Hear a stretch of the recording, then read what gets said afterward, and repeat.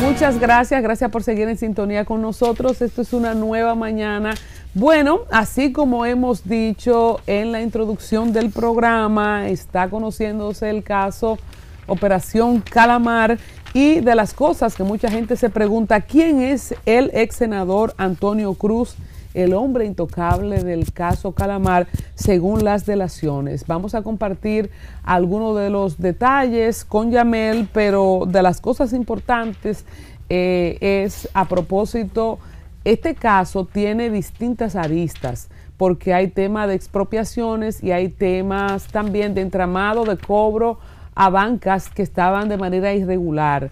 Todo esto supuestamente, según los delatores, con la anuencia de las más altas autoridades de Hacienda, cuyo representante mayor es el señor Donald Guerrero, que por partida doble, o sea, Hacienda tiene que ver, tiene que ver con todo, por partida doble en el caso de los terrenos, como en el caso de las bancas ilegales, pues han salido a la luz estas delaciones. Yo vi algunas páginas del expediente, de un expediente enorme, que eso es como ponerse a leer la Biblia, no sé cuál tiene más páginas, y ustedes saben que uno dura la vida para leer la Biblia, ya ustedes saben, para usted leer, y más los que no somos abogados graduados, y entender y desmenuzar, pero la verdad es que las cosas que cuentan los delatores en ese expediente, en ese interrogatorio, son muy irritantes. La cantidad de cientos de millones de pesos, como si estuviéramos hablando de hoja de naranja, de la forma en que lo hablan, en que lo tratan las personas que fueron partícipes del caso, que dieron el dinero, que buscaron el dinero, las personas que según estos delatores forman parte del entramado, es una cosa muy irritante, sobre todo, y en el caso específico de los hospitales, que muchos de ellos equiparon, que ya eso no es un supuesto. El señor exdirector de la OISOE, Pagán, se confesó, se declaró culpable, devolvió una cantidad de dinero, y una de las cosas que dice este merengue de Juan Luis Guerra, de que el alcohol se lo bebieron, de que aquí no se cura ni un callo en el pie, es precisamente de lo deplorable que es la condición de los hospitales públicos en República Dominicana. Y yo pienso, sin temor a equivocarme, que hasta en muchas de las clínicas privadas nosotros tenemos situación de nivel. Cuando usted va, nosotros que fuimos usuarios del sistema de salud en Estados Unidos, eso parece una cosa de película, nosotros estamos a años luz. Y cuando usted se da cuenta que de lo que se está hablando es que de los miles de millones que fueron distraídos del erario público en este caso Calamar, mucho de estos dineros fue con el tema de equipamiento de hospital, y usted sabe que no se puede ir a un hospital, que hay que llevar su propia agua, comprar su botellón de agua, que hay que llevar su abanico, que hay que salir a comprar todos los suplementos que usted va a usar, o los insumos más bien que usted va a usar. Hasta una curita. Hasta una curita, eso parte el alma. La historia de Antonio Cruz es muy conocida. Él comenzó como rifero en aquellos años, cuando todavía el sector de las bancas de apuestas, de lotería, no estaba tan desarrollado y no estaba tan organizado. Es muy conocido, además de esto es un hacendado. ¿Y de qué partido es? Es del PLD. Es del PLD. ¿No viene del PRD? No. Él fue derrotado en el 2020 por el ahora senador Antonio Marte. Ok, pues hacemos la corrección, Vargavila, y vamos a darte la oportunidad a ti, que le conoce, porque son vecinas de la provincia. Son vecinas. Empezó como rifero y luego cómo asciende a la política. ¿Cómo rifero? ¿Rifero cómo? Rifero, recuérdate que antes le llamaban rifero a los que vendían quinielas. Vendían números.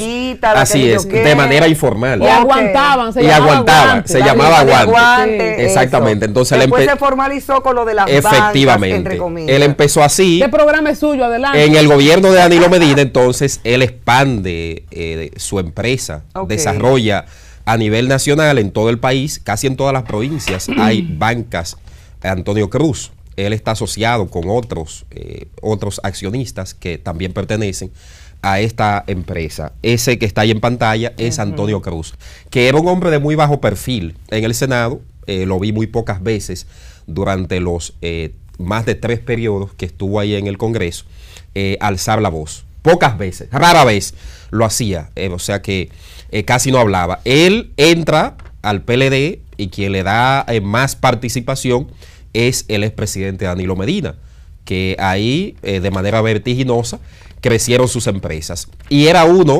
de los financistas, se podría decir, del PLD y del expresidente Danilo Medina. O sea, era uno de los hombres más cercanos al expresidente Danilo Medina, aunque era de perfil muy bajo. Entonces, a nivel administrativo, él no ocupó ninguna posición, siempre fue senador. Siempre fue senador. ¿Senador por cuánto tiempo? Por 3 periodos. Wow, 12 años. 12 años. Senador, ok, la corrección. Él llegó en el 2006 al Senado. Por 12 años, senador de la provincia. Santiago Rodríguez. Santiago Rodríguez. Después que matan al senador Darío Gómez, asume su hermana, Celeste Gómez, que usted lo entrevistó en una ocasión. Entonces, en las elecciones del 2006, que Celeste Gómez se postuló nueva vez, ella fue derrotada por Antonio Cruz. Entonces, lo que es un hecho es que este senador, válida la aclaración de Vargavila, por 3 periodos consecutivos, que viene del sector de la banca, también en otra ocasión, en otros tiempos se le llamaban riferos. Ahí vemos una foto del senador con quien también fue un empresario de bancas, Juancito Espor, que también fue congresista, fue diputado y luego fue alcalde. Entonces, lo que sí es un hecho es que según el señor Fernando Crisóstomo, el ex senador Antonio Cruz era intocable y que sus bancas eran intocables. En el caso de Ramón Emilio Jiménez Mimilo, que es otro de los que ha dado la información, que es otro de los que ha... Yo creo que ese es el que más informó. Ese es un delator premiado. Ese es el que más ha dado información. El que más ha cantado. Dicen que el nuevo Girón. ¿Ustedes se acuerdan de Girón en el caso de... el WhatsApp. No borré el WhatsApp. Exacto. Bueno, a ti lo que hay que ponerte un programa de comedia. No, pero es que eso da risa, pero fue cierto, así fue que él dijo. Sí, se hicieron muchos memes de eso. Parte de la información, señores, también que ha dado Mimilo, que como dijeron bien es el principal delator de este caso, ha sido que algunas bancas ilegales, como por ejemplo Loteca y Loto Real, pagaban grandes sumas de dinero para evitar operativos. Y que también esta estructura de cobros estaba liderada por, como bien dijo Colombia, Fernando Crisóstomo, y también por el diputado Sergio Moya Gori, o Goris, que le dicen de ambas formas, que también es otra persona que está recientemente incluida o que se ha agregado recientemente a todo este caso de Calamar, que es actualmente parte del PRM, es senador, ¿cierto? ¿Quién? El diputado, exactamente. Sí. De la capital. Señores, miren, sobre la base de esto, nosotros tenemos que ser reiterativos en lo que aquí ocurre. Este entramado, que obviamente era un cobro ilícito que se le hacía a las bancas, nosotros sabemos aquí, aquí hay más bancas que cualquier otra cosa, podemos decir. En cualquier esquina hay un puesto de bancas, en cualquier esquina hay un sitio que vemos a la gente que se le pega el wifi, que se conecta ahí cerca, y vemos las cámaras de vigilancia de las bancas cuando ocurre algún accidente, alguna tragedia, algún acto en los barrios. En barrios, señores, donde ni siquiera llega agua, hay una banca con internet para poder jugar números. Entonces nosotros nos preguntamos, ¿cómo es que tiene el sistema de banca dominicano, los riferos, tanto poder, tanta expansión? Y este tipo de casos nos dice a nosotros por qué. Tenemos un sistema de apuestas, juegos de apuestas, que no son regulados correctamente. Entonces, cuando hay un tema de no regularización de un asunto tan lucrativo como la apuesta, eso hay que prestarle atención. ¿Por qué? Porque en este caso de Crisóstomo y la gente que trabajaba con él, se hacía un cobro ilícito. Ese cobro ilícito, como las bancas no tienen un permiso, no tienen legalidad para hacerlo, tienen que pagar ese peaje. Pero ese cobro ilícito se continúa haciendo porque vemos lo que pasa por detrás.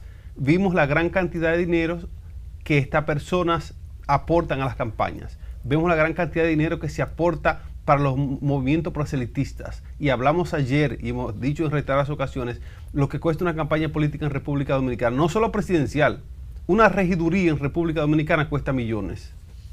Una diputación, una senaduría. Entonces, en una nación que para poder llegar a los altos niveles políticos y posiciones de poder en el país, hay que juntar y amasar una gran cantidad de dinero. La gente que tenemos un gran defecto, es una especie de hambre en el ADN que tenemos en esta región, que queremos hacernos dinero a como dé lugar. Y si la forma de hacer dinero es meterse en la política para poder delinquir con impunidad, se va a hacer lo que hay que hacer para lograrlo. No, espérate, no, espérate. Yo creo que te faltó algo. No es que si la forma de que podemos hacerlo es meterse a la política para delinquir con impunidad, no, vamos a ver la otra mirada. Vamos a ver cómo el sistema político requiere de actores como banqueros para financiarse. Porque la política en República Dominicana es muy cara. Porque aquí el talento no vale, lo que vale es el billete. Cuando estamos hablando de senadores, ¿por qué decimos que el Congreso está lleno de riferos y de banqueros? Pero no es que esas personas sean menos, no es que esas personas sean menos loables, es de qué se compone el negocio de las bancas de apuestas, de qué se compone. O sea, ¿cuál es la estructura? No por la calidad de las personas, sino por el manejo del dinero y por el universo de lavado, de mil diabluras que se haga. ¿Pero por qué? Óiganme a dónde vamos. Antes los banqueros financiaban las campañas. Antes los narcotraficantes financiaban las campañas. Ahora ellos mismos se postulan y ellos están sentados en el Congreso. Pero también yo invito y llamo a la reflexión a la ciudadanía, donde gente talentosa es burlada. Aquí vino Luis de León, el profesor Luis de León del PLD, que yo le di un espacio especial en esta plataforma, sin atrás de views, sin atrás de recursos, porque es una persona que yo me siento orgullosa, ¿no? Y orgullosa de su hoja de vida, sin un chele. Y si se burla porque él no tenía cómo competir a una candidatura presidencial en el PLD y al final se tuvo que rendir porque no tenía dinero para el día de la logística de las elecciones. Obviamente. Y mira, entonces, vamos a evaluarnos todo. Con eso que estaba comentando Iván, mi tocayo, como le digo yo, con todo mi cariño. Una vez yo tuve la oportunidad de hacer un viaje creo que era como de Puerto Plata, de Santiago a Inver. O sea que fue bastante largo en el norte de la isla. Y dentro de los amigos que estábamos en el vehículo dijimos, vamos a contar la cantidad de bancas que hay de aquí a allá y la cantidad de escuelas. Y habían algunas 55, 60 bancas en un tramo corto y solamente vimos 2 escuelitas. Apenas 2 escuelitas, señores. O sea, la educación cada día aquí, lamentablemente, que es lo que tratamos de hacer a través de estos programas y de muchísimas otras cosas también que hacemos, educar de alguna manera, con cualquier tipo de mensaje social, político, de temas de actualidad, de lo que nos compete como ciudadanos honestos que pagamos nuestros impuestos. Al dominicano le gusta jugar su dinero, nunca tiene para más nada, pero le gusta jugar su cuarto. No aparece para la leche de los muchachos y no aparece para nada, pero juega en la banca. Y por ende toda esta cosa se va haciendo como un alud de nieve cada vez más grande que nos va arropando y les da más poder a aquellos que manejan esto sin ningún tipo de regulación.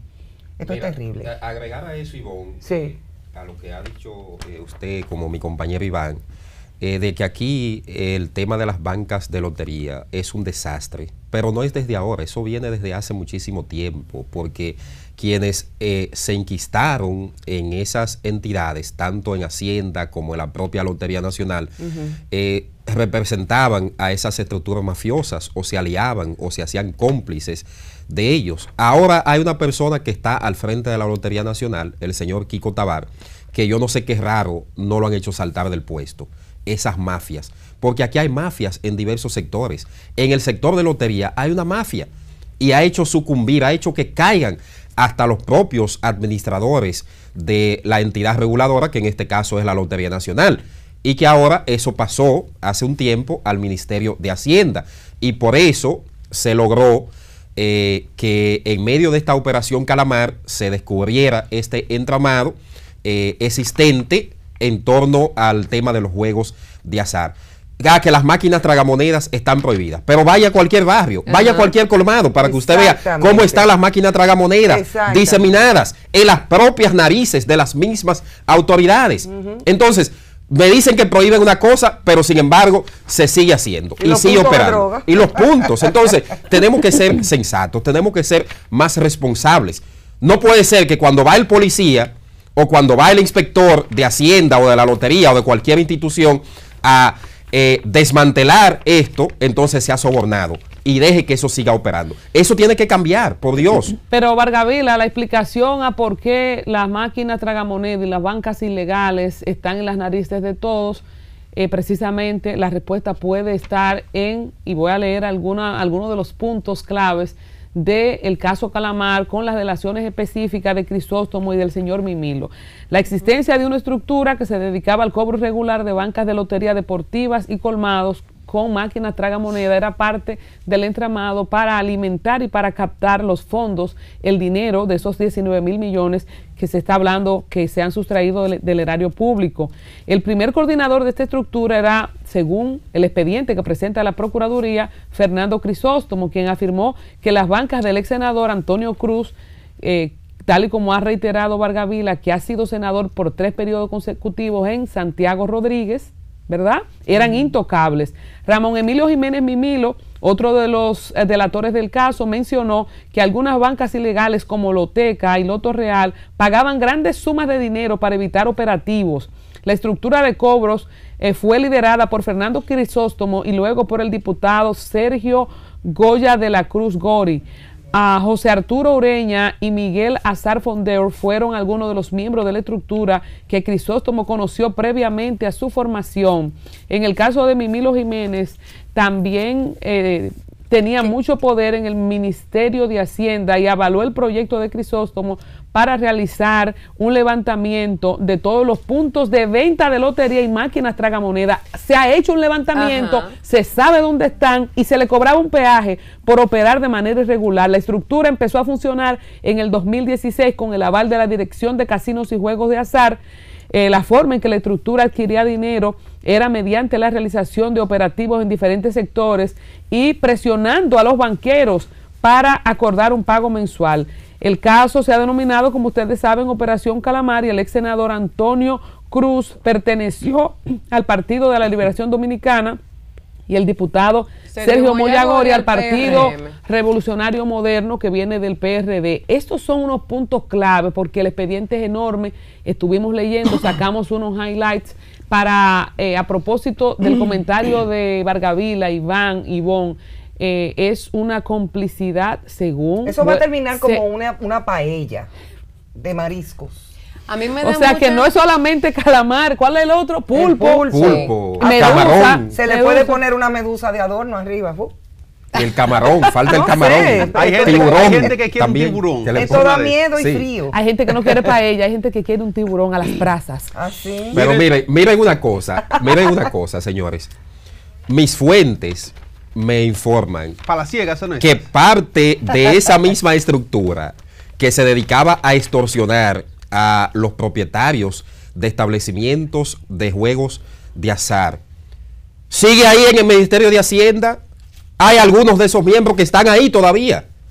Por Dios, presidente Abinader, sus informantes deben llevarles información. Pero si no se la han llevado, yo se lo estoy diciendo aquí.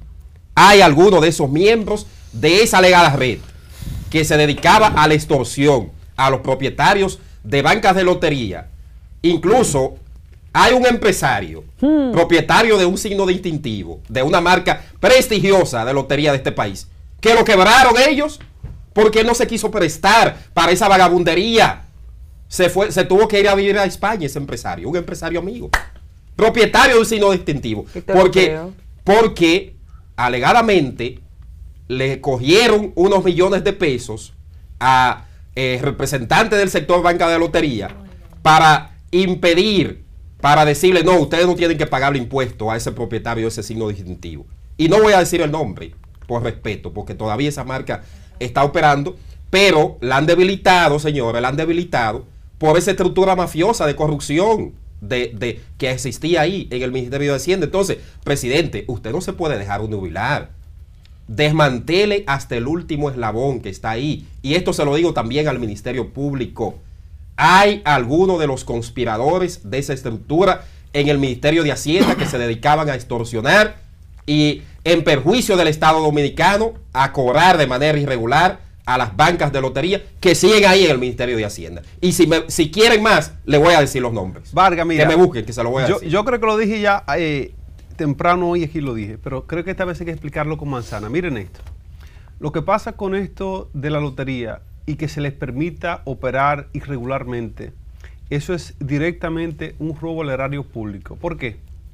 Porque lo correcto, lo que debiese pasar es que cada una de esas bancas esté regulada y pague el impuesto y que tribute como tributan las compañías y las empresas de verdad. Ahora, las autoridades, sabiendas de que hay un ilícito cometido por las bancas, ven la oportunidad o de regularizar las cosas y que el gobierno y las instituciones que tienen que ver con eso realmente sea el que cobre y distribuya esas finanzas como debe distribuirlo al erario público. Ellos dicen, espérate, aquí hay una forma de sacarle dinero al gobierno sin que le entre ni siquiera. O sea, eso es un dinero que debe entrar a las arcas nacionales. Exacto. Y no entra porque ellos saben que están irregulares.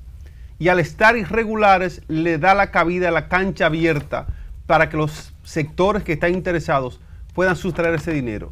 Y la gente de poder, la gente de política, la gente que está en posiciones de poder, busca la forma y la manera de que eso ocurra, porque entiende que es una forma de poder financiar campañas a futuro. Iván vino brillante. Yamel, tenemos que ir a la pausa, pero tú tienes algo. Señores, brevemente, antes de irnos a la pausa, a agregar un poco de información al caso del diputado Sergio Moyagori, quien aparentemente tiene muy buenos contactos dentro de la Cámara de Diputados, o está muy frío, como decimos aquí en buen dominicano. Resulta, señores, que de 260 sesiones o reuniones que ha tenido la Cámara de Diputados, sesiones de trabajo, de 260 él ha faltado unas 114 veces. Usted haga las matemáticas a ver ahí qué porcentaje de faltas él más o menos ha tenido. En asistencia se va a quemar. Exactamente, está quemado por la asistencia. Incluso en agosto del año pasado, agosto de 2022, faltó durante un mes consecutivo,